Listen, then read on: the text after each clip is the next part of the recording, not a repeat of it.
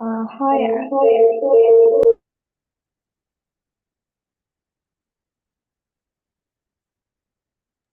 Yes, Pravina, were That was you not trying to me. say something? Oh, okay, all right. I think it's Roshni. Roshni?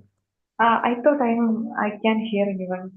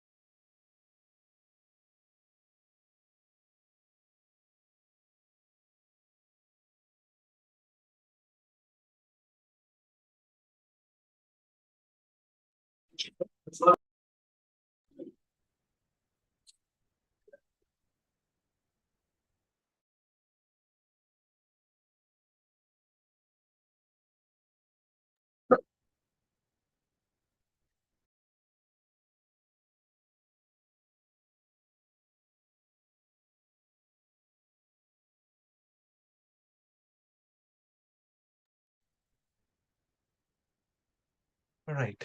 Hello, everyone, and welcome to today's online roundtable discussion hosted by the Sustera Foundation. First of all, myself, Sanju Soman. I am one of the co-founders and CEO of Sustera Foundation, which was founded in the year 2017. And we, as a young, vibrant team, we have been in the forefront of building capacity for some of the amazing young leaders out there to help themselves and also the nation build resilience to future climate threats that we are already facing, and we are expected to see increasing number of threats as we go ahead. Um, the foundation has been hosting the Climate Leadership Program, which is a 2.5 month program where we identify some of the potential future leaders who can change the narrative in terms of building resilience to climate change and climate action.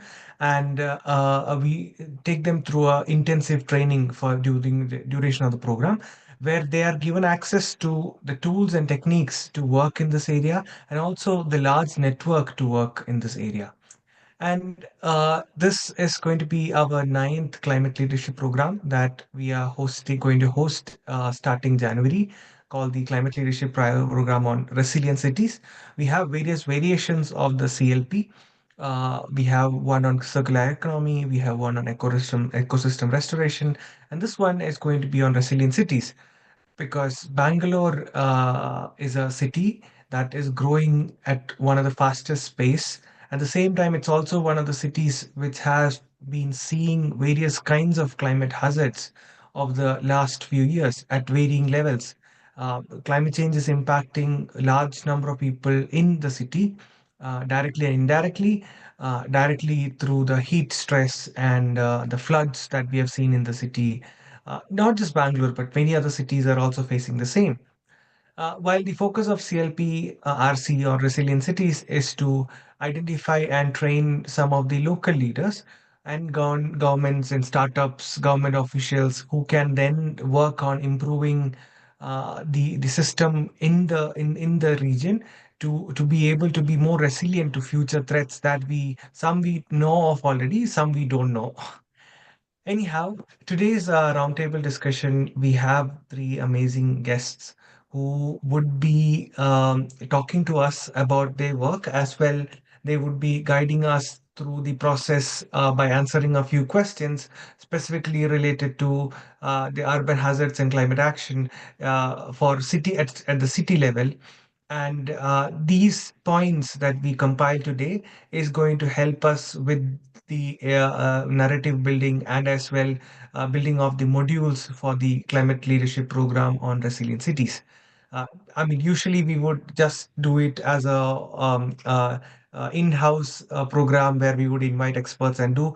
But then internally, our team was discussing why not we also invite those who are interested to just listen to these experts. So that's how we kept it the program open. But the ultimate intention for us is to compile inputs from the experts that we have and then use that for developing of our modules and also building the narrative for the climate leadership program. Um, so without much time waste, I'm happy to invite the first speaker that we have today, Pravina Sanjay. She has been at the forefront of the work done by World Institute of Sustainable Energy, based out of Pune. I was fortunate to be part of the WISE at their work in Kerala, where we focused on facilitating multi-level climate governance in the state of Kerala. I mean, in my journey of being a development professional, this part of my career was one of the most fruitful and the one that I learned the most. And for me to understand about the multiple players who have to and their role in climate action was quite important, and that has also helped our work at the foundation later on. So I would happily invite Pravina to the meeting now, where we would like you to share about multi-level climate governance and highlight the various players, especially the horizontal players involved in multi-level climate governance, and that can be played at a city level, especially for such a large city unlike Bangalore, which is almost nearly the population of that of Uttarakhand now, and is very fast growing with large number of people coming to the city, migrating to the city for jobs. Uh, I mean, in funnily speaking, at least the 1/5 of all my cousins work in Bangalore, in from Kerala. So. Anyhow, so over to you, Pravina. We would like you to come and talk about your work as well, give us the guidance in terms of talking to us about multi-level climate governance and also how we can improve climate governance for a city like Bangalore, according to you and your experience. Thank you. Thank you so much, Sanju. At the outset, thank you for this opportunity given by Sastera and by you to talk on this all important subject. And I think much more conversation needs to happen on this subject. And as you rightly mentioned, it was a long 18-month study that we had in Kerala. And I'm trying to encompass what is multi-level climate governance and how it can help in the kind of in building climate resilience, especially related to urban hazards in Bangalore. And I've tried to compress it to the level possible, and I hope that everybody will be able to understand. Before that, I'd just like to mention a little bit about WISE. We are the World Institute of Sustainable Energy, and we have been functioning since 2004. And our main focus of areas is WISE was established at a time when renewable energy had not even taken flight. And we were responsible for accelerating the development of renewables in the country, having done innumerable training programs and projects on renewable energy. So our focus is on climate, it's on power policy and regulation, energy efficiency, and on various other aspects of renewable energy like solar, wind, etc. So having said that, I'm just sharing the screen for our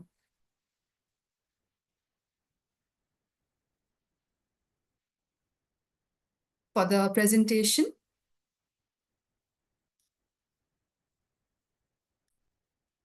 Is it clear to everybody? Yes, yes, Pravina. Yes. Yeah. Okay. So I'll just go to the. So I'd just like to start by, I know it is, I'm starting with the basics because I think this needs to be said. We all know what is governance. It's not that nobody knows what is governance. We all know what is governance, and I would just like to define it here to bring it into context, the multi-level climate governance part. So governance as defined by UNESCO is structures and processes designed to ensure accountability, transparency, responsiveness, rule of law, stability, equity, and inclusiveness, empowerment, and broad-based participation. This is a UNESCO definition, which I found interesting and which met the kind of characteristics that were in play for multi-level climate governance. Now, if you look at this definition, what we look at and we consider good governance, where the governance system is working well, there are outcomes are being made, being reached. So the few major characteristics that are there are that governance has to be participatory. It has to be consensus oriented. It needs to be accountable. There is no question about it. Transparency is a must.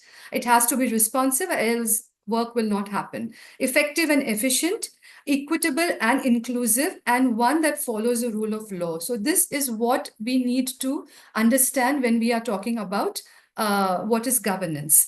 So then when we are clear about this, we know, I think all of us know that these are the parameters required for governance. So then we talk about what is climate governance, what is multi-level climate governance. So when we multi-level climate governance is, of course, it's governance, but related to climate and a little bit more added to that. So when we say multi-level climate governance, how did it originate? Where were its origins? Where did it happen? Where did it start? So it started somewhere in 1992 at the Rio Summit. Now, the Rio Summit is a landmark summit for climate issues for several reasons. For one, it's called Rio Summit because it took place at Rio de Janeiro in 1992. It had several first landmark summit. It was also called as the Earth Summit. It gave rise, or it gave establishment to the United Nations Framework Convention on Climate Change, that is the UNFCCC. It also gave rise to a very daring document at that time called Agenda 21. Agenda 21 was, a slew of measures, very futuristic, that would help in containing and curbing greenhouse gas emissions, or in bringing in keeping in tackling the challenge of climate change. And it also gave rise to the Commission on Sustainable Development. So that is where the origins of multi-level climate governance or climate governance started. Now, the definition of climate governance is, just a second, this box is troubling me here. Can this box be minimized? Yes. So the definition of climate governance is, this happened in 1992, where they said that besides what we know as governance and the good governance parameters, it is defined as the diplomacy mechanisms and response measures aimed at steering social systems towards preventing, mitigating, or adapting to the risks posed by climate change. Very interesting. And moreover, it came up with a model. It came up with a model specifying what multi-governance would comprise. So it said that multi-level climate governance, or I will just call it as MLCG. MLCG is a system of goal-oriented. This is very important. I'm sorry, it's not bold. It has to be bold. Goal-oriented, multi-level, multi-sectoral, global governance to mobilize a broad swathe of actors to pursue sustainability. So this becomes interesting here, because from governance and from good governance, we are talking about a plethora or a swathe of actors now in the picture, which was always there, but now it is being recognized. It's also talking about multi-level and multi-sectoral. So put it into perspective more. I'll just go back. To put it in perspective more, it says that climate governance is not just about these good governance measures, but it needs to involve governments at different levels. It needs to involve sectors, which are so many, now we know, and I'll come to that. And it needs to involve all the stakeholders, both at the government level as well as Sanjay was saying, at the horizontal level, where you have different other agencies. So before we talk about those, I would just like to, so this was the kind of model that the Rio summit came up with. Now, if you look at it was like a cube. If you look at the left-hand side, you have the levels of government, starting with global, national, regional, city, village. And then if you look at the horizontal level, you have civil societies, you have local governments, you have business, then you have the sectors. So this is the model that they kind of decided to have this was brought about in the Rio summit. So I am going to break this a little bit more and give a little bit more kind of clarity in understanding this model that they have created. So in vertical governance, what do we have? And in horizontal governance, what do we have? I don't know if everybody knows. Governance system, we all look at, we know, oh, you have the government departments working for us, and you know the different actors, but we did not actually differentiate it into vertical and horizontal. Why vertical, why horizontal? I will just explain. So when you talk about vertical governance, who are the players? These are the players at the global level. So you start with organizations like the UNFCCC, which I just mentioned, and you have the United Nations Environment Program, and you also have the IPCC, that is the scientists who are part of the IPCC. So these are the players at the global level. National, of course, are national governments. Subnational are the state governments. And the city level are, of course, all our municipal corporations and the various other players there. And the villages are panchayats. So when these are the levels which the governments work at. Now, it is not solely the government's responsibility, right? Climate resilience, climate action, there are many more players who are there and who are responsible for tackling this challenge of climate change. So these come under the horizontal governance. Now, who are these players? They are the non-state actors. So they are not part of government. They are non-state actors, and along with them, we have the sectors. The non-state actors, most critically today, as we all know, are organizations working, the NGOs, the non-governmental organizations, the think tanks and the civil society, who are doing so much at the ground level for climate change. Then we have the academia. So people are not recognizing that all these players are also now part of the multi-level climate governance structure. So you have the academia and research institutes, then you have the private sector. So private sector also plays an important role. Everybody is now talking about CSR funding, and there is so much of CSR funding happening for climate today. We all must be, many of you all must be aware of that. So these are the non-state actors in play, and they come at the horizontal level in the Rio model, which I just now showed you below. Then we have the sectors. Now, sectors, when we talk about climate, it's mitigation and it's adaptation. And in mitigation, I have taken these sectors from the Bengaluru Climate Action Plan, which has been prepared by the C40 and by the WRI India. They are speaking about mitigation. These are the energy and buildings, transport, solid waste, and adaptation, disaster management, water, wastewater, stormwater, urban planning, greening, biodiversity. So these are the these are just examples I'm giving you. And also, since they are part of the Bengaluru CAP, the Climate Action Plan. So I have taken this. So these are the sectors being focused on where Bangalore is concerned. Now, the city and the village level, both of them together constitute what we call the local governance. Very important. And I'll tell you why. So I'm just moving a little back. And if you'll have any questions, I could take it up at the end. But I'm just quickly moving forward because I want to cover a lot in a short span of time. So I think now you'll have understood the vertical governance and the local governance. One thing I forgot to mention is at the city level, there are a lot of local networks that are there in play and which I think you already know about. At the city level, we have, as I mentioned, at the government level, the municipal corporations. But in the non-state actors, the NGOs and civil society, academia, etc., some of them I can just talk about as C40. And Bengaluru is a C40 city. What is C40? C40 is a kind of it's the number of mayors that are there across the global, across pan global. The city mayors are part of the C40. Then you have ICLAI. Everybody must be knowing ICLAI is the International Council for Local Environmental Initiatives, and now it is called Local Governments for Sustainability. So ICLAI has been doing a lot of work at the local level, and we have other Covenant of Mayors, for example. So these are city level organizations who are not part of vertical governance, but part of horizontal governance. And now, of course, we have organizations like WISE, like Sastera, and several others who are working and doing, helping in tackling climate change or doing climate action. So I'm just going back and I want to say, why multi-level climate governance? Why are we saying, what is this big deal being made out of multi-level climate governance? Because it involves three aspects. Because as we said, it's multi-level, it's multi-sectoral, it's multi-stakeholder. And it includes government actors as well as non-government actors in a very complex and dynamic web of vertical and horizontal governance.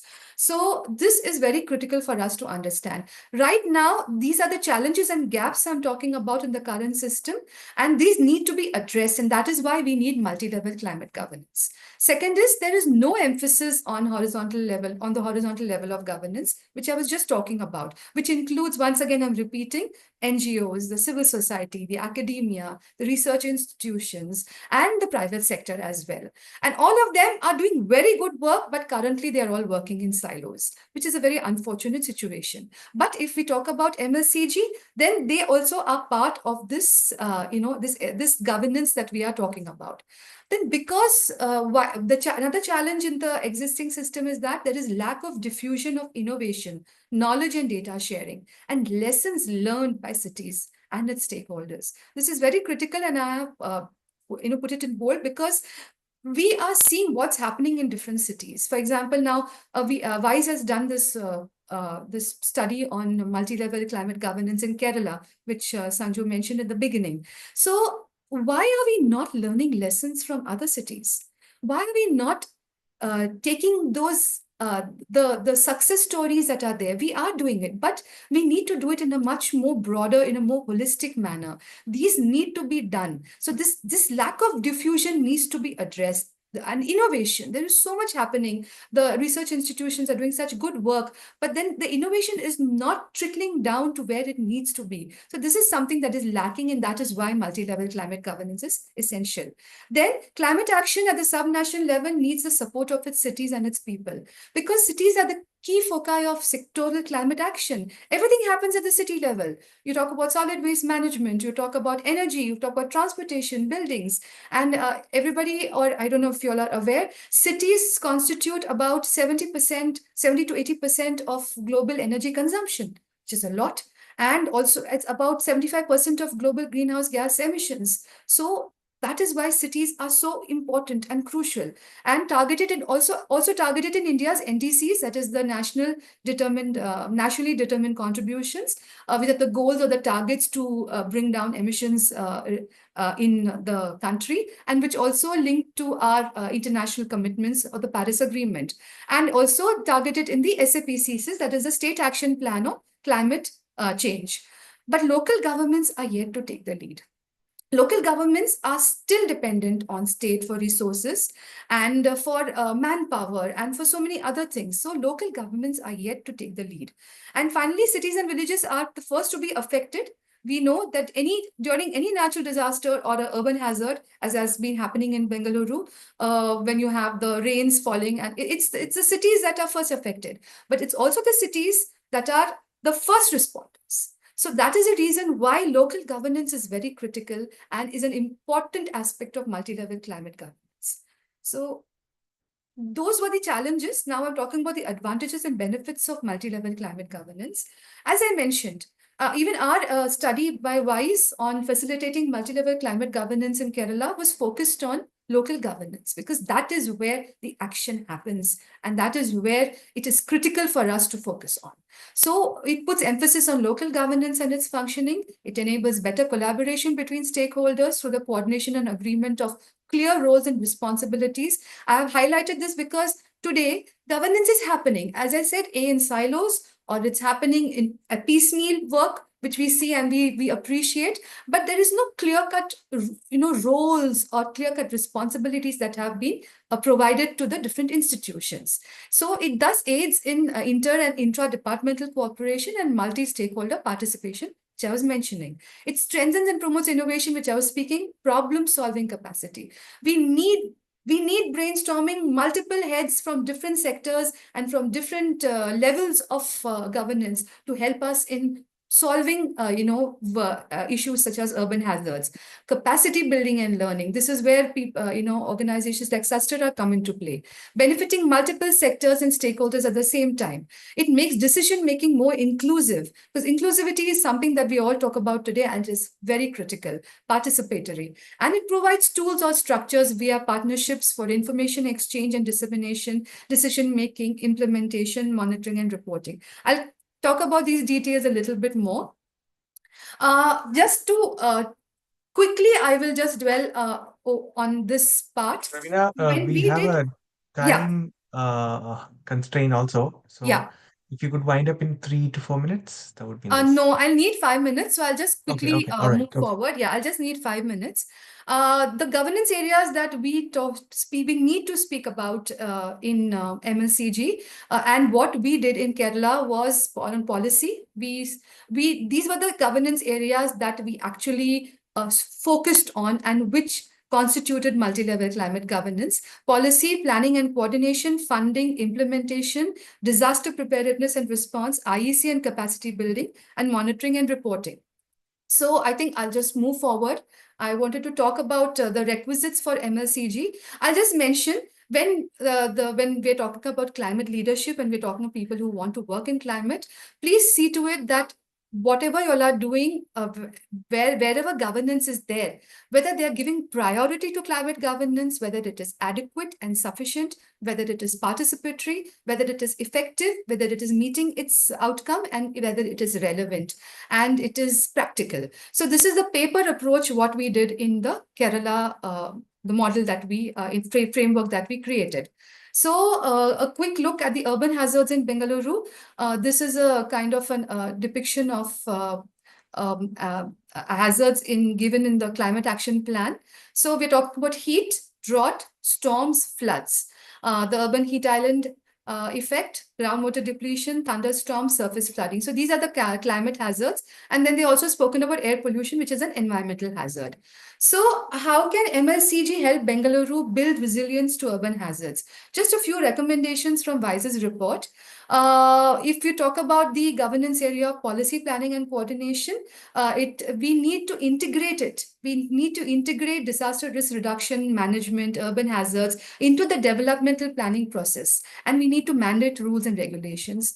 Very important. We need to strengthen coordination. Coordination is a challenge, and that needs to be addressed through multi-level climate governance. So this is between and within state departments, with non-state actors, and so on and so forth.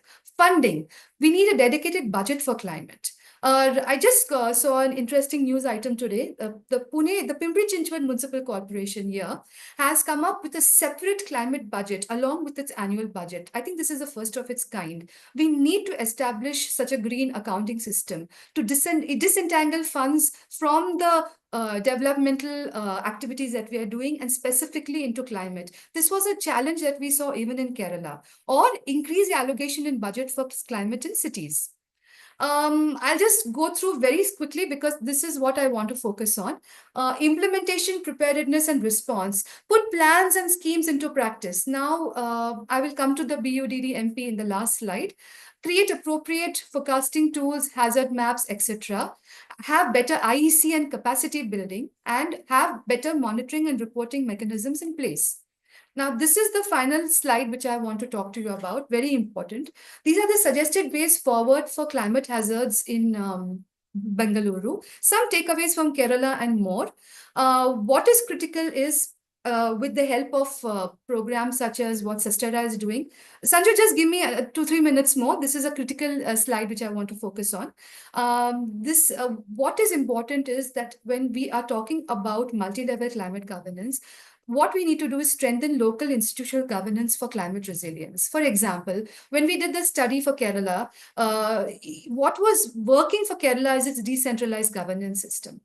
And Kerala is one of 2 states which has a department for local self-governance, very critical and very helpful. Then KILA, that is the local administration department, that is the Kerala Institute for Local Administration. They play a very important role. Kudumba Shrees, I don't know if people are aware of Kudumba Shrees. Kudumba Shrees are the network of women groups in Kerala who are doing a lot of work where climate action is concerned. Suchuta Mission, which is doing a lot of work in solid waste management, Harita Kerala Mission, and the Jala Samruddhi programs, which are working towards watershed development and better water management for water conservation as well as for urban hazards as well.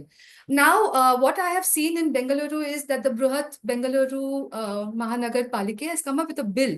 They are trying to actually create local governance, and it has got three governance structures. They want to create, the wards are important, the level 1. Above the ward, they are going to have municipal councils or corporations, and above that, you have the Bengaluru Development Authority. So, is this going to work? Is this going to build local governance and strengthen it in a more better way?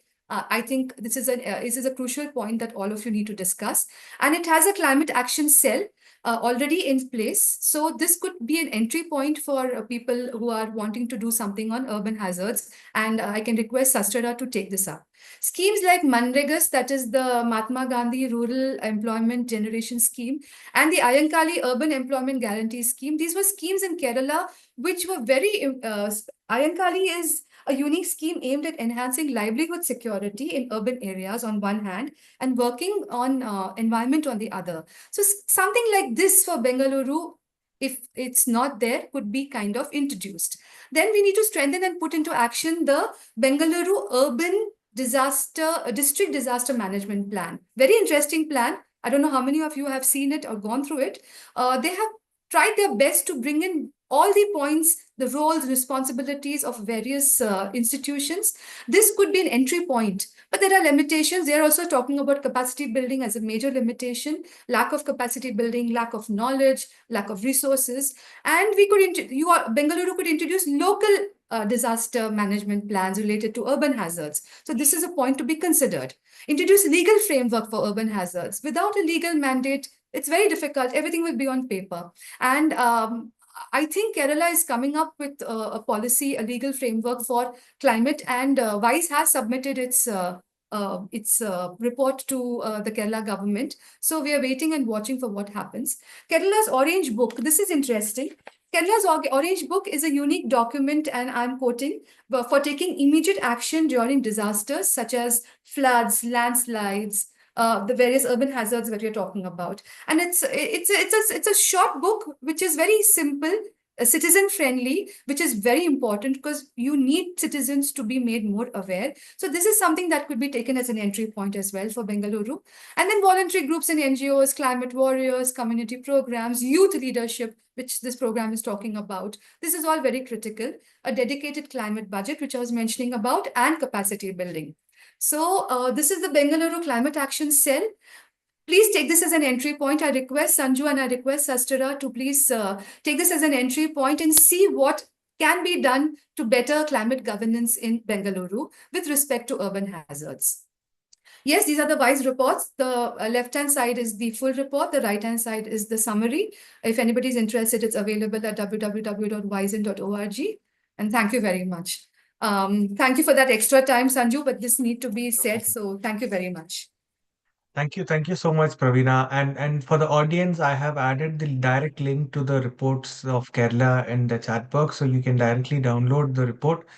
In fact, it was one of the most detailed and one of the only studies on multi-level climate governance being done. And me and Pravina sometimes does wonder why governments are not taking multi-level climate governance seriously.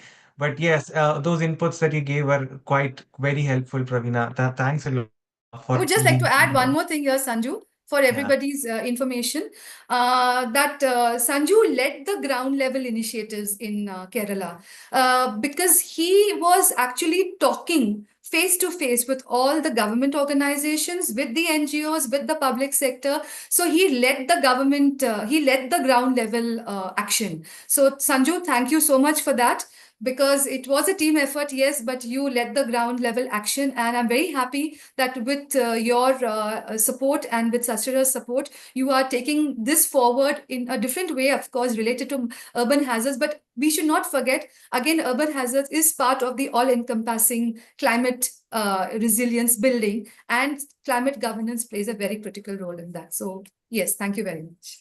Thank you, Pravina. It was great talking to you. So I'm not taking questions from the audience because we have the next speaker waiting. But big thanks to you. I know you might leave after a while, but I'll if anyone asks, I'll share their No, I will your stay. email I will ID. stay, Okay, Sanju. In okay. case there are any questions, I'll be Yeah. happy to answer. Yeah. Yeah, I can also see Amity and Sadhudru here. So happy, and Vinita here. So happy to see you all join too. Going ahead, we have Dr. Vidya, who is working as a health emergency and disaster management officer at the World Health Organization.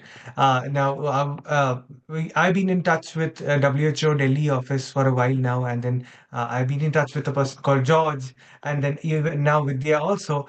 And the WHO has been spearheading some amazing work at the local level in several districts. WHO do have their officers working at the ground level, helping improve local health governance.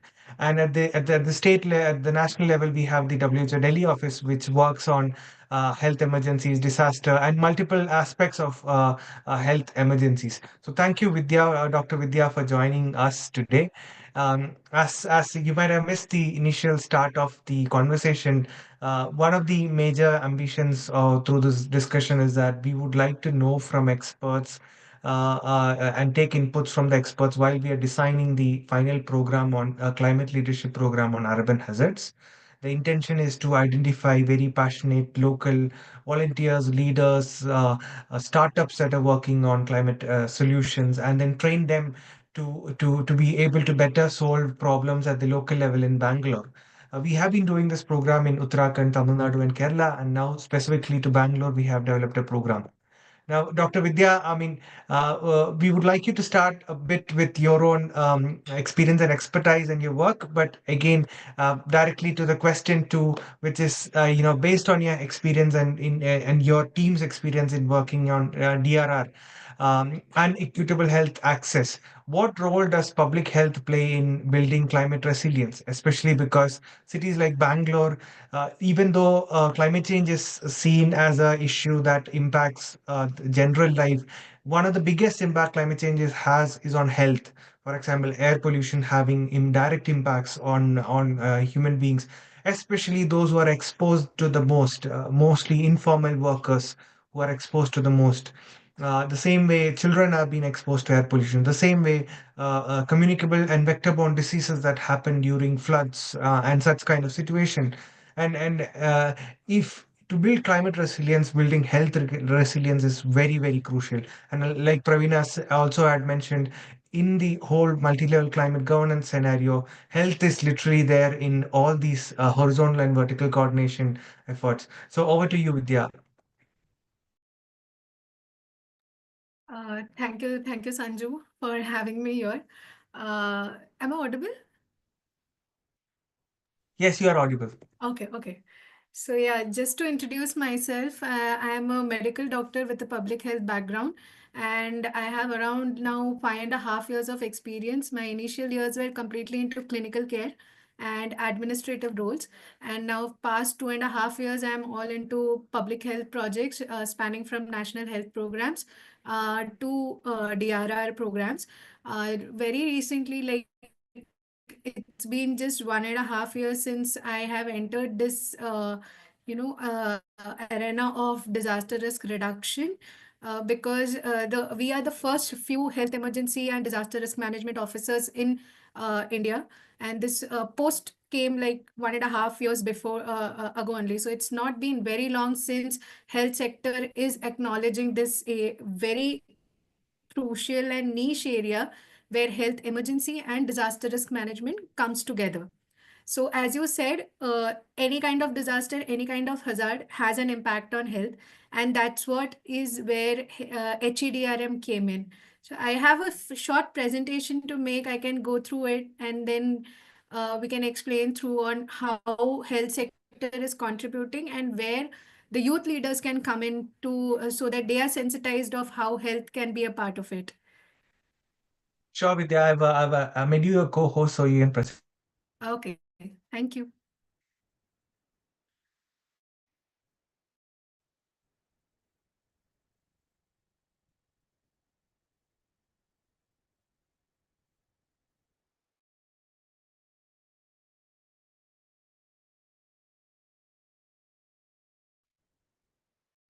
Hello.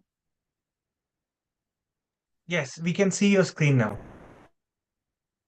Okay, great. Uh, so, India being such a diverse nation, we are known for our diversity in culture, but we are also known for our diversity in the geoclimatic conditions that we have, ranging from the high Himalayas, which are like prone to seismic activities, to our long coastline, which is vulnerable to cyclones, floods, tsunami. So there is no hazard that we are completely excluded from. Some or the other part of our nation is vulnerable to one or the other hazard. Cities being the most vulnerable because of because of the unplanned urbanization, which is acknowledged in various DRR activities as well, and all the climate change that is going ahead. So what we try to do here is we acknowledge the hazards. We first see now, uh, traditionally it is always, initially also it was more of disaster management and not the disaster risk management. Disaster management was more kind of a responsive activity, and disaster risk management is the place where we have acknowledged that it is the hazards, and if we are not prepared for these hazards, we become more vulnerable to it, and then we have more impact because of that. So for example, fire, earthquake, landslide, floods, these were existing even before, when there was no much of development. But at that time, the impact was not that much because maybe, the people were scattered more in a larger area, or were not habited in these very prone zones. And now, and uh, things like not having fire measures or weak designs and non-consideration has led, to exacerbate these hazards. So initially it was all mainly people used to call it disasters, but then it became like it's the natural hazards which we are not prepared for, and that is what is creating the issues. Then that is the reason why whenever hazards strike in these vulnerable buildings and areas, the impact was multifold. So recognizing this, even in DRR in health, now why health in complete DRR? Because any type of hazard you take, whether it's a natural hazard of flood, earthquake, or it's a technological hazard, or it's a maybe due to some conflict or anything, health is the first thing that gets affected of the general population, whoever is residing in that place. And also these health facilities. Now, these health facilities are very crucial structures because they are the critical infrastructures that help us to serve the surge in demand which happens during any kind of disaster. So if they get impacted, already these health facilities are serving vulnerable population who are ill and sick. And if these are impacted, they get affected. And plus, they are not even able to respond to the surge in demand. So even for the health sector, traditionally it was like responding to any kind of hazards, like any kind of disaster. It was more of response and not preparedness. So that is why the need for mainstreaming of DRR came into health, where risk was being acknowledged very from all the phases, from preparedness to mitigation to response and recovery. So what the individual populations are affected disproportionately. There is increase in morbidity, and COVID crisis was the one period where literally everything came on the surface. Our health systems were on the brink of collapse, but somehow we then there was a multi-sectoral work which was done all across, where everybody came in and every sector performed their roles, and gradually the capacities were built. So if you see the journey of our COVID crisis also, in the initial time we had there was so stretch of a time and we were not able to meet the crisis demand. So but when it came to third wave, we were almost in a phase where our functioning was not affected that much, and even the mortality and morbidity was quite low as compared to the first thing. So that is what it highlighted, where health and urban governments, especially in cities and all, it became very difficult to manage such surge in demand. So repurposing was done. So these are the basic things where, generally health sector as a whole doesn't acknowledge disaster management per se, but it was seen over the period from disaster management to disaster risk management. This was the first global framework which came in. I'm sure you might have already seen this, where disaster risk reduction. Now, I am aware that I'm using DRR more, which is very closely linked with climate risk, climate change also. So the principles and parameters remain the same.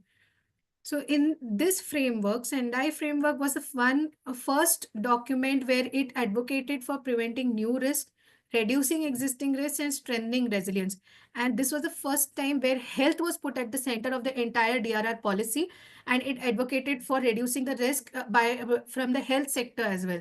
From this emerged the health emergency and disaster risk management framework, which was by WHO, because WHO being the focus, being the global organization which deals with health.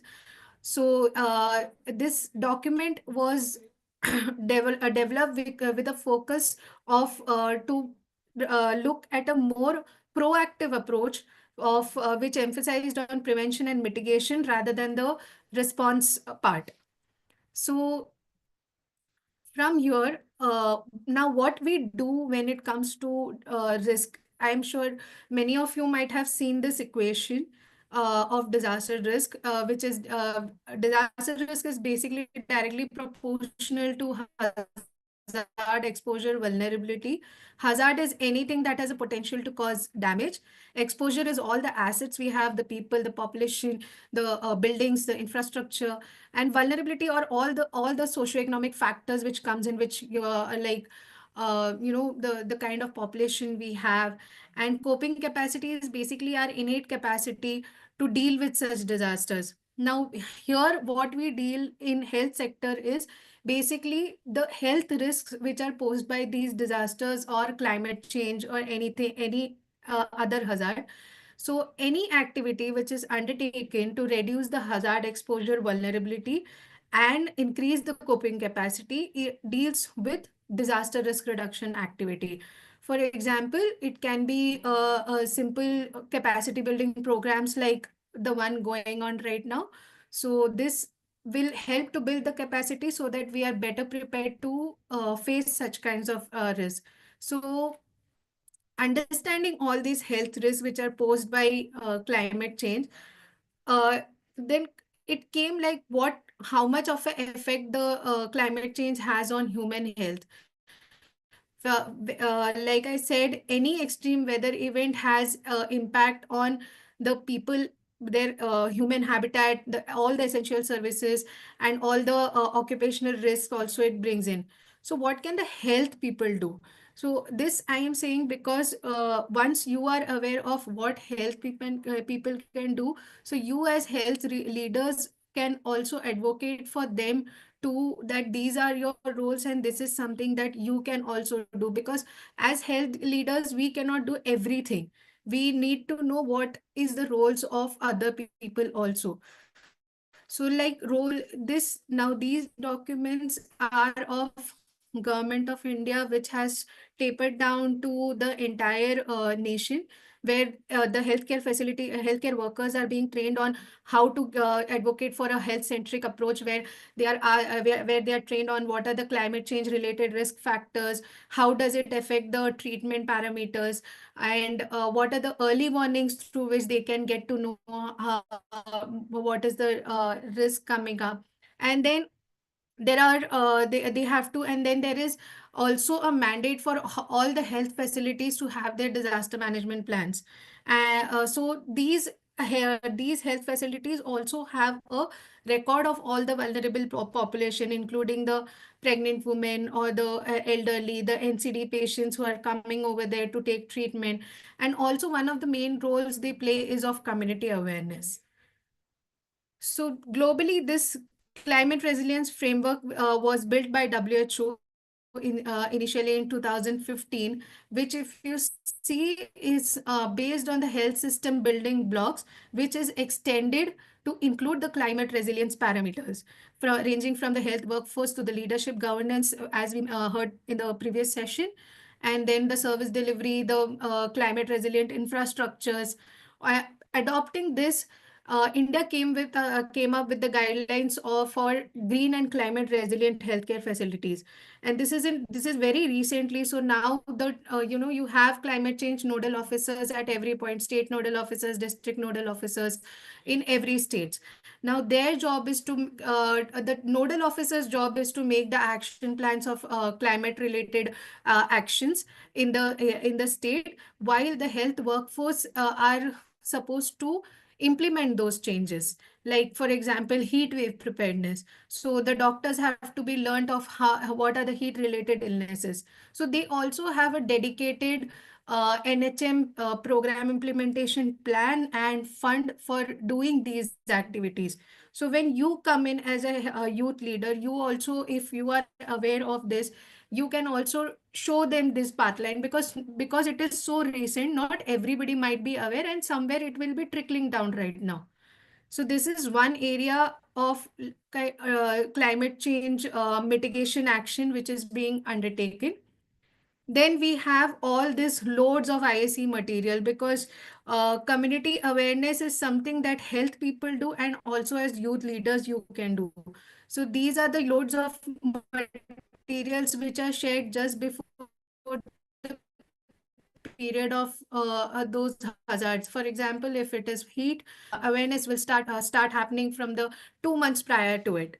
So similarly for the floods, now we as WHO, we do receive ground level requests for doing some of the active supporting in flood preparedness or maybe heat preparedness. So from community action, community level awareness to health facility level preparedness to the state level policy related support, this is what we support in.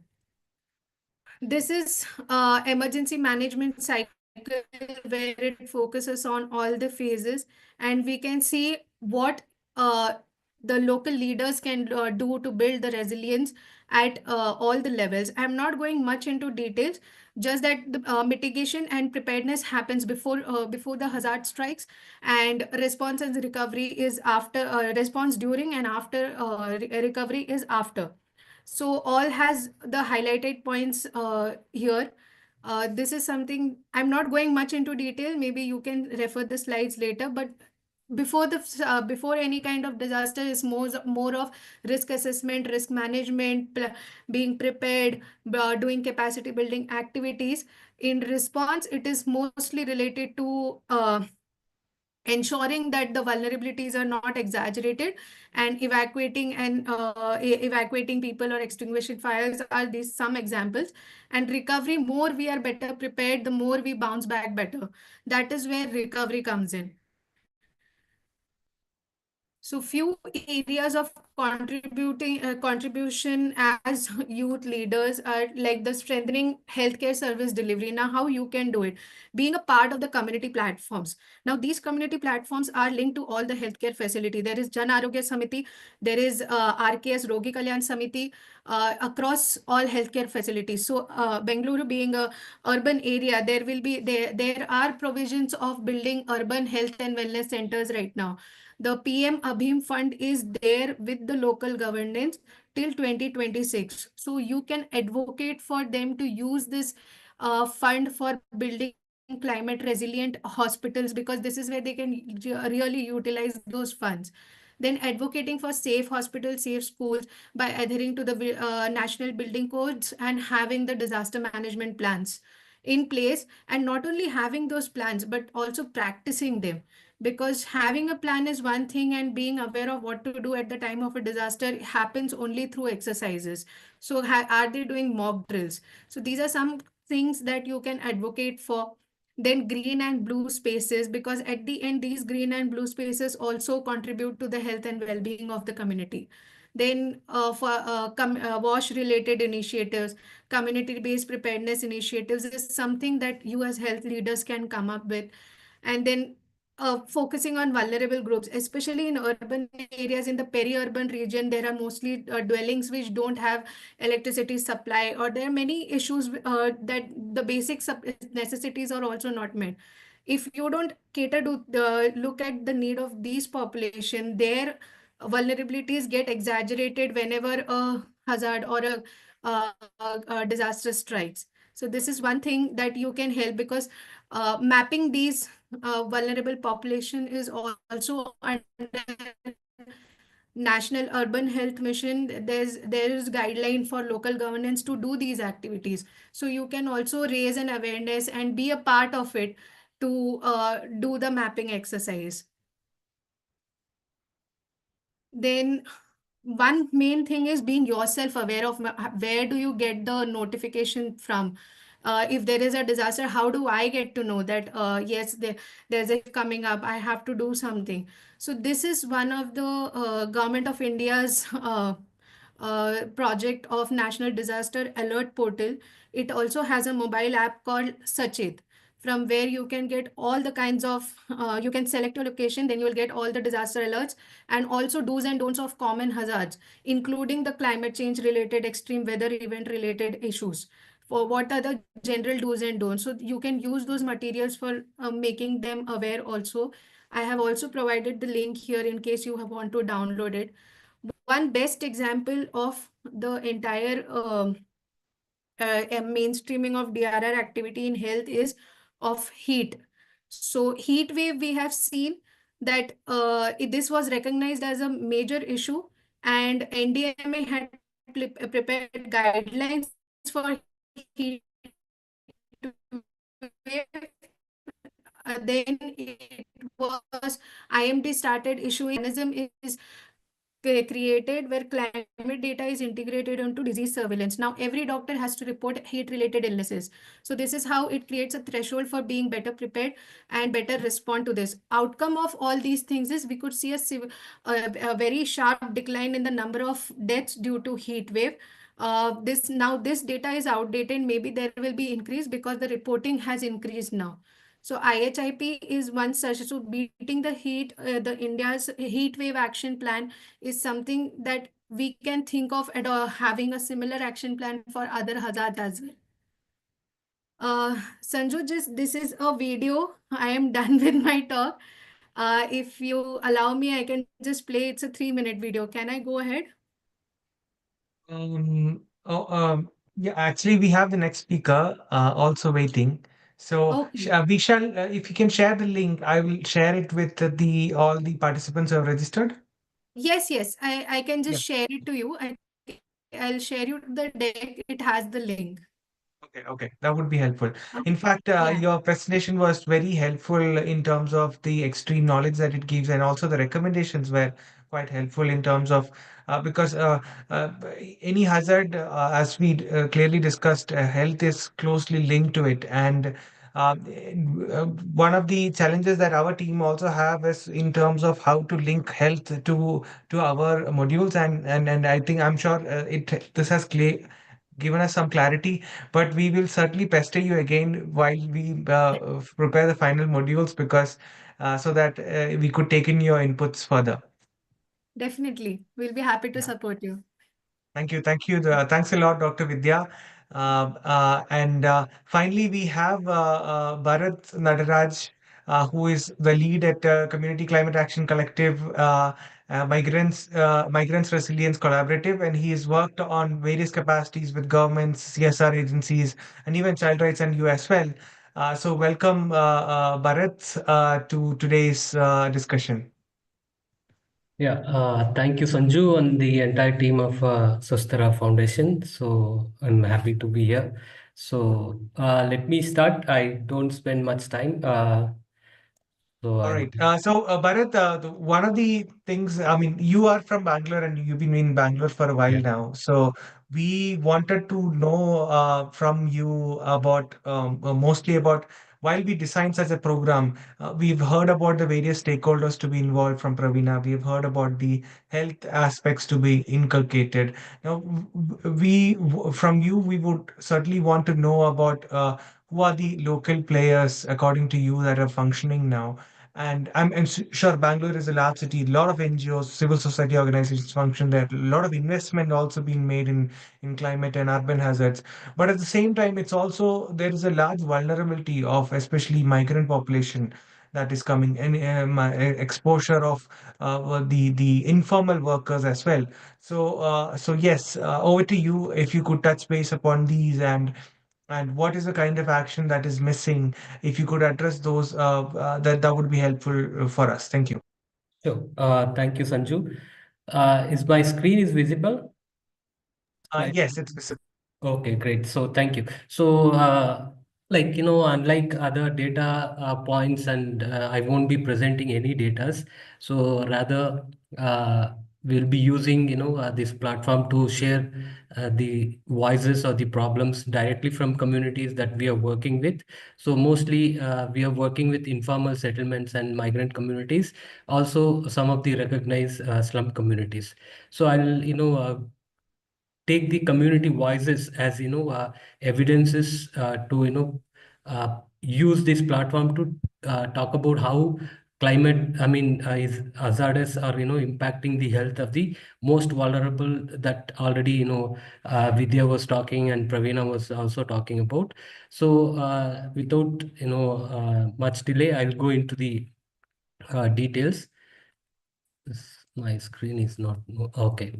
So health risks faced by urban communities, due to climate hazardous or climate extreme events. So let us, listen, read here what communities have to say. So since weather or climate is frequently changing, we not only lose jobs, we get diseases due to rain and also due to heat. And the summer, which starts in March, shows us hell. People say we have to drink 2.5 liters, water every day. But during summer, even if we drink 5 liters of water, we do not feel hydrated. The sweat keep pouring like anything. People engaged in building work sweat even in summer itself. Should we even talk about summertime? Sorry, in winter time itself, outside workers sweat. Imagine the situation during summertime. We get blisters on our skin and various other skins related diseases occur. Since temperature also increases in body, we feel stomach pain, headache, and nausea, and as well as a lot of other tiredness. Rain is more difficult than summer. We suffer and survive the summer, but during rain, pain is more. We cry as we stand in the flood water throughout the night, throwing the water out. Our feet and legs get hurt, equal to stomach pain. Due to leg pain, next day we cannot even walk as our skin completely soaked in the water.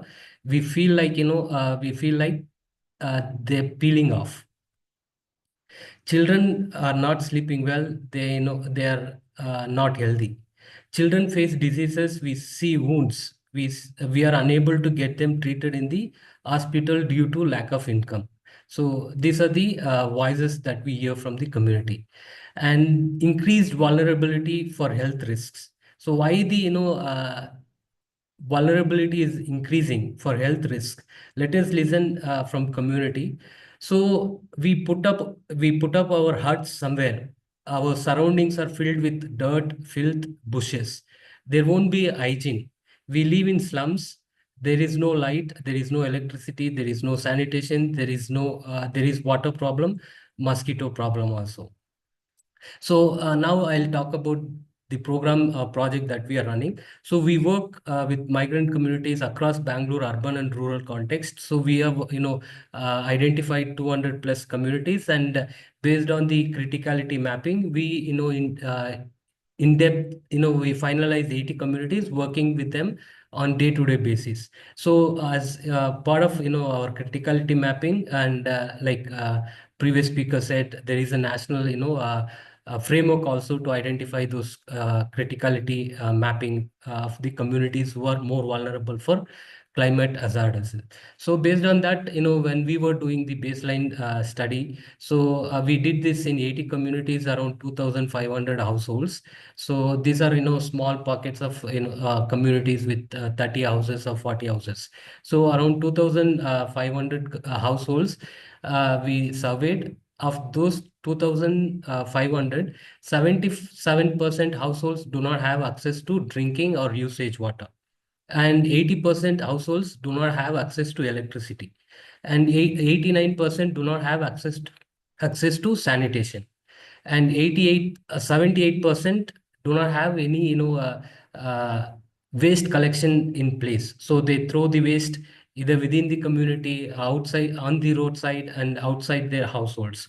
So just imagine the context. So in normal day, forget about the extreme events. In normal day itself, when there is, heat temperature going 33, 34 degree, if there is no proper drinking water, how can, communities survive, right? And then without a running fan, imagine, we all fortunate, or, grateful enough, we have a, four wall with roof, a fan that we can turn on if we feel, humid outside or inside the house. We can, turn on the AC as such. But vulnerable population without electricity, even if they have fan, but most of them do not have, but without electricity, they cannot turn on the fan at all. So how can they feel a little bit, thermal comfort at home during extreme events? Especially we saw this, summer season, Bangalore climate, temperature went to 38 to 39 degrees. So we cannot imagine such situation. Also, most of the health issues are caused due to lack of sanitation. So communities without proper access to sanitation will be facing they've been much more vulnerable, and the intensity of the health issues is going to increase because of the climate issues that they're going through, be it increase heat or high flood prone areas that they living in. And since there is no waste collection process happening in the urban vulnerable communities, the waste that is getting littered around in the households, that they will further cause new diseases. They will attract more viruses, no new bacteria that will sustain uh, the temperature, the new climate events. So that will all further increase the health risks for vulnerable communities. And let us listen bit more voices. So our work starts from 9 a.m. to 6 p.m. Our work sometime is inside or mostly outside. When the work is outside, it is difficult for us to carry the madness.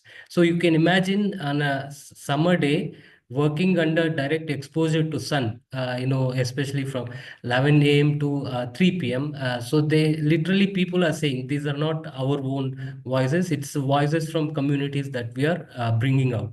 So this tells how madness the extreme events can be, especially the temperature rising. Since we lose sleep, we do not, we would not be in condition to work next day. But by looking at our children to ensure that they are fed, we go to work with much tiredness and sleepy eyes, with conviction that it's okay if we fall and die, it doesn't matter. Fall from, like, they work in the construction site, right? So they will be, building from first floor, second floor, carrying the, bricks or cement or whatever. With the tiredness, can you imagine, like, you didn't sleep properly last night. So we are lucky, like, we can come to offices, like, even if we get some tiredness, we can take a little break. So we have all those things. So carrying some cement on your head, or bricks, some water, and you feel tired, your eyes are getting irritated, and if something happens, they're okay with that. So such situation is there. Such kind of vulnerable situation, the migrant workers are the most vulnerable community people are into it. So this is what climate is, climate change is creating new problems for them. So the just coming back to the socioeconomic background of the people that we work with, 92% people are daily wage laborers. So daily wage laborers, meaning that they are always working outside mostly. So the other day I was listening to one of the Zimpremji University researcher saying 49% population in India are outside, exposed to, they're working outside, not within the building. So they're working, so that 49%, that means like almost 50 crore people, working people, like, they're exposed to direct sun or other pollutions, so that caused by climate extreme events. So we can imagine how the hazard that climate change is increasing for these vulnerable groups. So our approach. So based on this, you may have some context of what we are doing and the problem of the communities. So our approach is community-based multi-stakeholder intervention. So previously, Pravina was talking about multi-level governance and how multi-stakeholder, is playing a key role. Multi-stakeholder approach is one of the key aspect of, working on preventing health risks, or be it mitigating or adapting to the changes that climate is posing. So we keep community in center, as we form collectives. So, and then we work with government. So government is our primary, community is primary stakeholder. Equally, governments are primary stakeholders. So we take these voices or the identified issues to the local government. that is, BBMP, or, health department or labor department. So we expose the intensity of the issues, and then advocate for, new programs, strengthening of the existing programs, and also monitoring the implementation process, all those things. So recently, we collaborated with BBMP Climate Action Cell. So we have done this Voices of Voiceless convening, where we brought in various stakeholders to listen to the problems of this community people, and then take further actions based on the problems that the community has shared. So some of the voices that I'm shared is also held in that convening. Otherwise, most of the voices also captured on our day-to-day work on the field. So we closely work with government stakeholders, and then also private stakeholders. Those are the industries who are largely employing the vulnerable population as into the daily wage labor work, such as construction work. So as we heard the voices, several people are facing issue even to take a bio break during work time, and people are not allowed to drink water 2 3 times. So there is a monitor who's watching and then shouting at them how many times you're gonna going for tea break, and they're not allowed to sit under tree for during hotness. So those are the problems we are trying to address with the people who are engaging these migrant workers, as well as informal workers, to give it additional breaks, or also if not additional breaks, the break that during appropriate time, and also give inside work. So that is the other thing.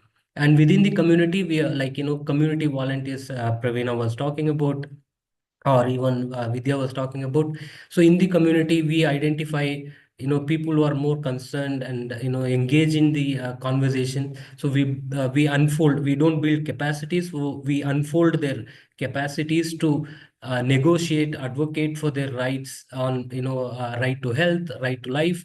So some leadership, communications, agency empowerment is built through our modules on daily basis. Interaction and special training programs are also conducted for identified active collective members, and they will be taking their problems and representing to the government department. Also, we use social security schemes as one of the key component in our programs, where enrolling the migrant populations or vulnerable populations to the already available social security schemes, which serves as the safety net during any kind of extreme event conditions or health hazardous due to the climate change problems. So these social security schemes is supporting migrant communities. And overall, our project goal is to work with communities affected by climate change and make them resilient, and increase access to all the basic amenities, so that will improve their well-being, or improve their quality of life. So that is what our project goal. We have been working with communities and multi-stakeholders. And the other question that I was given, key governance issues that need to be addressed to improve mitigating the sorry, my slide is not working. So mitigating the risks in urban areas. So just to put more context and evidence why the governance need to be further strengthened. So listen to the voices from people. We have been living in Bangalore for the past 10 years. No one has come and listen to us. There was some one of the community members saying, we brought young children with us to Bangalore. During rainy season, children fall ill. The sickness does not reduce here immediately. We cannot adapt here quickly. It takes more than a month. Government should come and see. They do not come. We have sheds, huts. We have drainages, sewage, all etc. All the water lagging spots. It smells, stinks, that affects our health. So this is the reality of communities that we are working, and this most of the data is saying, or other organization working, they are saying more than 30% of the population in Bangalore live in such conditions. And another community member saying, from 2008 till now, there is no one government officer visited us. So can you imagine such situation? And it has been 15 years since we moved to Bangalore. Till now, government has not come to us. They have not identified us. They have not recognized us. So you can imagine the governance gaps, or how government is should further strengthen their efforts in identifying these communities and mapping the issues and supporting to improve their well-beings. So these are the suggestions that we are based on our experience we are saying. So improving health infrastructure which is required, adequate staffing, because you go to any public health institutions in Bangalore, most of the times either the doctors are not available, or staff's numbers are very less, so they are not able to treat any kind of issues that the vulnerable community is coming up due to the extreme event situations. So, and increasing access to basic amenities, like I said, without basic amenities, the situation or health crisis will further intensify the sufferings of the vulnerable population. So like I said, without sanitation, without health, without water, without electricity, so without proper waste collection processes, the problems will only remain and further increase. It will not be reduced. So the health crisis will definitely keep on going if there is no basic amenities provided for them. And monitoring health status of vulnerable communities at community level. So since there are PHCs, there are sub-centers, there are UHCs in urban and rural context, they expect community members to go, but community members cannot afford one day salary to just go and monitor their health or check their what are the issues. So there, and also the distance to access to these health centers. So therefore actively the health department or the relevant stakeholders who are working on climate change from the government department should visit the communities and provide services at their doorsteps, and facilitate communications of early warnings and health advisories in local mediums and languages.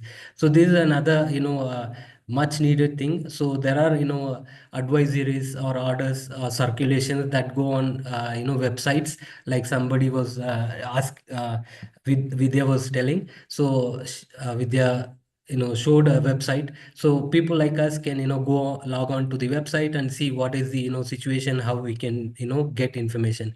But communities who are socially, economically backward, not educated, so they cannot afford such, I mean, they are not able to go on to the website and find the information. So therefore communication should go to the communities before the health is getting affected due to the events that climate is posing.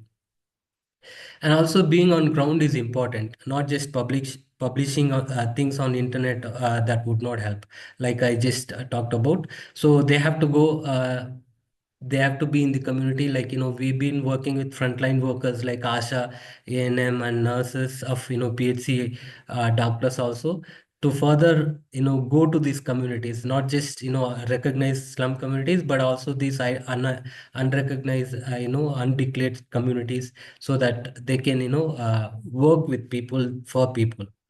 And training healthcare workers, like Vidya was also mentioning, there is lack of awareness of among healthcare workers of how climate change is also intensifying and increasing, bringing new diseases as such, especially frontline health workers. So they need to be trained so that they are more aware and take precautions and strengthen their programs on day to day with the communities. So, and increasing access to healthcare for vulnerable, like I already mentioned. So, healthcare, there should be more PSCs open. Healthcare institutions should be opened, and there should be more doctors available 24 hours. So, any healthcare institutions, if you go, so there won't be doctors. Like doctor will come at 2 o'clock, or they will say supporting staff will say doctor will come only after 3 o'clock. So you come after 5. So how can, a vulnerable population wait for a full day? So why cannot, institutions have doctors 24/7, or at least, a few days, if not, 7 days in a week, few days they need to be there. So what like, there's a case story that we were going through, listening the community people. In the middle of the night, there was a snake by, beaten the 8-year-old boy. So when they have taken them to the nearby PHCs, so they said there is no facilities to treat, and there is no doctor to, review the poison that is gone into the boy's body. So you go to another. So how can, communities who are earning, peanuts, like, 500 rupees, or in a day, can afford private health? Most, like, we can imagine most of the how many health clinics are there private? So if you go on one road, you see two, three. So if you see government institutions, they won't be there in 1 kilometer, 2 kilometer. So the such kind of, lack of access to healthcare for vulnerable communities we can see. And strengthening the implementation process of all the, existing schemes and policies, by collaborating with other stakeholders, especially like, NGOs, civil society organization, and youth movements. So that will further, improve or be, prepared to address the climate hazardous related health crisis that the most vulnerable groups are, facing. And like others also said, like, increasing public health budget is also crucial, because for Karnataka, I was reading, just 4%. So for entire Karnataka, so that needs to be relooked into it, so that the infrastructure of the health can be improved, new staffing can be appointed, adequate staffing can be ensured. Also, one of the reason why there is a lack of, empathy is also because of, the salary of the healthcare workers. So that can be increased, so that they can be more, excited about treating anybody who's coming into the institution. So therefore, the overall requirement is increasing public health budget. Yeah, stopping here. So we know that health is wealth, everybody say, but extreme climate events affect health as well as the wealth of the vulnerable communities. So if we are not ensuring health, there is no wealth. For whatever the reason the migrants have come, the reason cannot be addressed. So it will further degrade their economic, social vulnerability in the city context. So therefore, it is very important, high time that all the relevant stakeholders to get into on the ground and address the issues of vulnerable communities. So I stop it here. I'm willing to take questions and answer. Thank you. Yeah, thank you, Bharat, for that. As you clearly said, health is wealth, and also it's not just about the sustenance of informal workers, but informal working group, as well as people who have migrate to Bangalore for a better life, is also the support and the backbone of the whole city. The economy runs on them, and without their support and their work, the economy wouldn't just move. And we clearly know that when there was a extreme water crisis in Bangalore, all the restaurants, all the hotels, all the food stations had come to a stop. And such was the case that it really impacted a large number of people living in Bangalore. And while you had mentioned extensively about the plight, especially through the stories, that was brilliant. And thanks to Bharat for bringing that. I think in the narrations that you brought in, it was also clear that uh, one other important thing that has been impacted is also their mental health. Everyone is going through a mental health challenge or crisis while directly facing these hazards on their face, and experiencing it physically or through economic crisis. And mental health becomes an important aspect as well, where which needs to be looked into.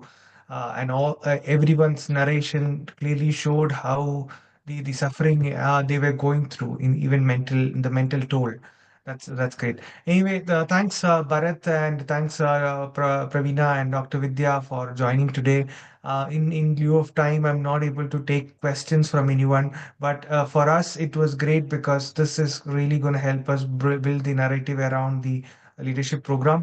Now, I'm going to pass it on to Roshni for the final words, as well as a note on CLP, and then we can pause because I know it's been almost an hour and a half, and we want to wind up. So over to you, Roshni.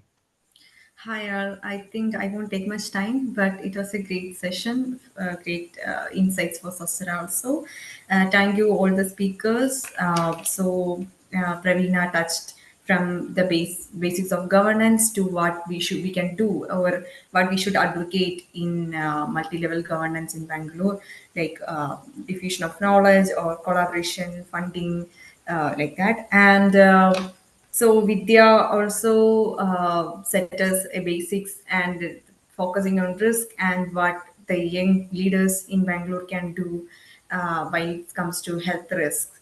Bharat also give a good narrative or good reality, showed us a reality of what is happening with the migrant population and informal settlement households in Bangalore.